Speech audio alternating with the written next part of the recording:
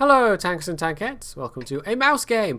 I figured it's been a little while since we last had some mouse action on this channel, and it's something I am, I suppose, known for, is my love for the mouse. There's a couple of these tanks that they're not the most popular machines, but I like them all the same, and the mouse is probably right at the top of that list along with the AMX-40. And the KV-4 as well, although I don't play that so much these days, to be honest, but I still play the mouse an awful lot. In fact, the mouse is actually on track to become one of my most played tanks, if you can believe that, which I'm sure a lot of people will be scratching their heads in bafflement, but I like the mouse. I'm strange like that, I know. So this is a I want to say 9.4 replay, it might be 9.5. It's pretty recent anyway, and this was a match with Circon and Jingles. So this was actually obviously a Monday night stream, and as you can see there, I have 50B stuck up my butt for some reason. I don't think that really made any difference. It's quite hard to get a mouse to go any faster, although with the new physics, you know, depending on the gradient of a slope, you might actually be able to get a mouse to go, 25 maybe? I can dare to dream. So, looking at the team list, I mean, this is a very tier 10 battle. Half of each team's tier 10s. There's a smattering of, well, I say half. It's about half, and then half tier 9s, and a smattering of scouts. So it's going to be the tier 10s that determine this. Also, unusually, there's only one top tier medium tank in the entire game, and that's on the enemy team, a T62A. It's very, very heavy, if I can say that. It's heavy on the heavy tanks. This team has got 3 E100s and not one but 2 mice, Mauschen, however you say it. And the enemy team's got 2 E100s, a mouse, 2 110E5. And there are a couple of tank destroyers around as well, including Jingles and a T110E4. So there's a lot of hit points around in this game, and a lot of armour. So this is somewhat unusual. You don't often see this many heavy tanks in comparison to medium tanks. It's normally a much more kind of even mix. So I know that Jagdpanzer E100 is fired. I'm just going to go right round. Unfortunately, the other mouse took the brunt of that, and that Jagdpanzer E100, it looks like it's coming around again, so I'm just going to get some angle on the side. I actually want to, this is risky, but I'm fairly confident that shot was going to bounce, and it did, and that gives my friendlies a window to either go forward or take a shot at them or whatever. I do take a slightly roundabout route at this point though. Oh, hello, enemy mouse. Just firing on the move, not going to stop and aim that one. I mean, our Type 61 has been able to get where he's been able to get to without really meeting any opposition, so I'm actually going to push round, and we might be able to make use of this entire inner middle area here. Normally this would be, if there was artillery, this would be fairly risky. You'd have to stay in cover, and oh hello. But there's no arty, so that gives me options. That actually lets me move around and do stuff, amazingly enough. Now, I was slightly caught unawares by that E100, but this is a rare instance of meeting an E100 that doesn't just fire nothing but heat at you. And in an E100 versus a mouse, actually, yeah, it's kind of fair enough. I mean, a lot of E100 drivers will just spam heat anyway, and I think Circon was probably firing mostly heat in this battle. But when you're meeting a really heavily armoured tank like the mouse, the average AP pen on an E100, especially if you're facing their frontal armour in any way, shape or form, you're quite unlikely to be able to pen unless the mouse driver is A, doing it really wrong, or B, they get caught with their pants down. So it's good for me that he's not firing heat ammo, but actually I have to say it's one of those circumstances where maybe he should have been. But the thing is, the E100 heat ammo, it's like the T54 heat ammo as well. It's not balanced, really. Anyway, the Jaeger gets tracked, and that is a perfect shot in the lower front plate, so we're going to take that. This E100 that's behind me is also, he's been trying to use me as cover, and I'm going to say, I probably wasn't playing very well in this match, to be honest. I mean, you will see the point of this match. And the result actually ends up being quite good for a mouse. But I wasn't being the most attentive. And you can see there, Circon is in B1. So he's on that corner and he's fighting. And I have a vague memory that he kept asking us to push to actually put the pressure on. And I was just being... I don't know, I think I was just scared of that Jaegeru, to be honest. You can see there, that E100 behind me trying to use me for cover as well. And I think I finally kind of realised what he was doing at this point. So we're finally starting to move up. And I was probably far too slow doing this, but I absolutely did not want that Jagdpanzer E100 to just roll around and blap me in the face. And I kind of approached this corner, to be honest.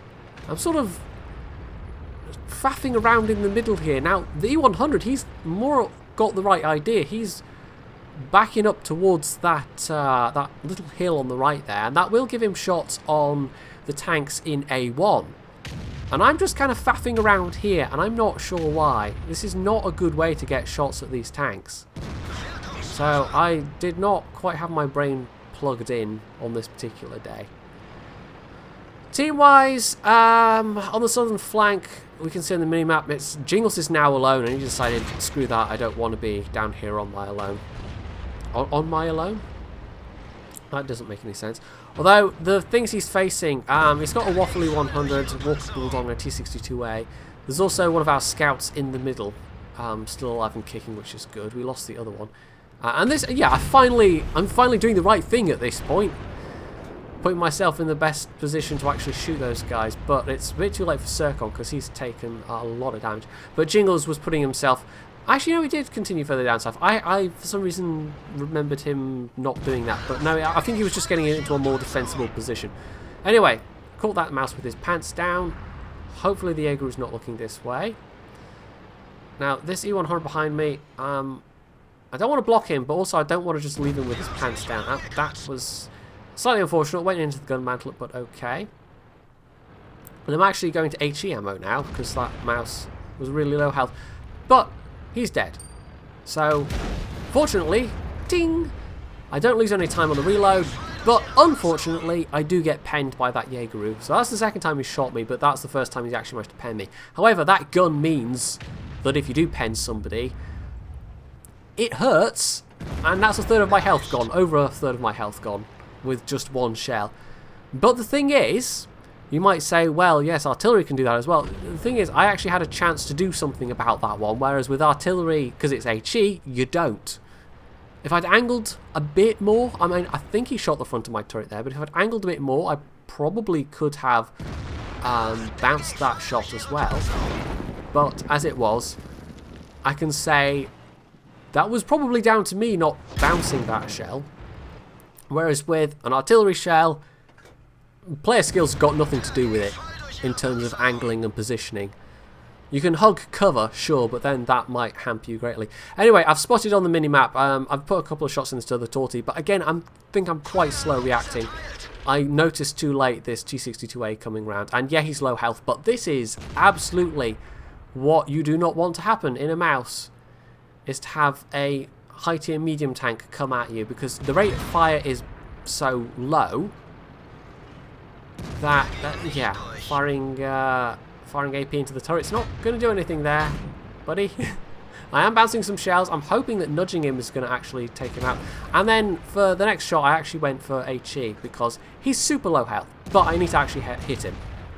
And that one missed. This is not looking good, is it? No, this really isn't. And you can see there, it is, when you're in this this one-on-one engagement with the medium tank, I mean, this is the worst case scenario.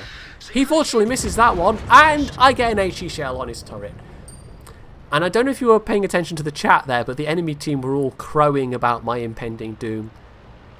And they're not so much. So I think it was almost more amusing for the chat that, like, oh my god, you're such a noob, and oh my god, you know, never mind the fact that this is a naturally disadvantageous position for a mouse. And then suddenly, when I actually did manage to do something about it, it was all down to luck, and, you know, yeah, I don't know. People in this game sometimes. Anyway, I know the Torty's going to get another shot, but that bounces, fortunately, and bam, there we go. I was the only person that actually shot that tortie all game long, and it only took 4 shells to kill him. So it kind of tells you what the tortie's like at this kind of head-on combat. It's not the best. Anyway, we're now down to myself, Jingles, and Circon, and Jingles and Circon are pretty beat up. Circon by far the worst. He's got pretty much no health left at all at this point. I'm not doing so well myself. On the enemy team, there is the Eggpans E100 and an E75. Now, the E75 might think that's a tier 9. Well, it's still a formidable even. Oh, I don't even know what word I was launching into there, but it wasn't formidable. Ugh. Wow. Let's just skip right over that word, hey. The E75 is a powerful opponent. Let's say powerful, that's much more easy to say. Unfortunately, he catches Circon, and Circon was an easy one-shot, so that was that. We now know where he is. We also know where that Jaegeru was last spotted, but from the chat, I mean, it kind of seems like he might be AFK, and if he is, we've got a chance. Now, Jingles gets a shot in, and although it's the characteristics of the mouse that have kept me alive thus far, despite myself, you know, like I've said, I probably wasn't positioning myself very well in the early phases of the match, and if Circon had been alive with more health, that could have made a difference.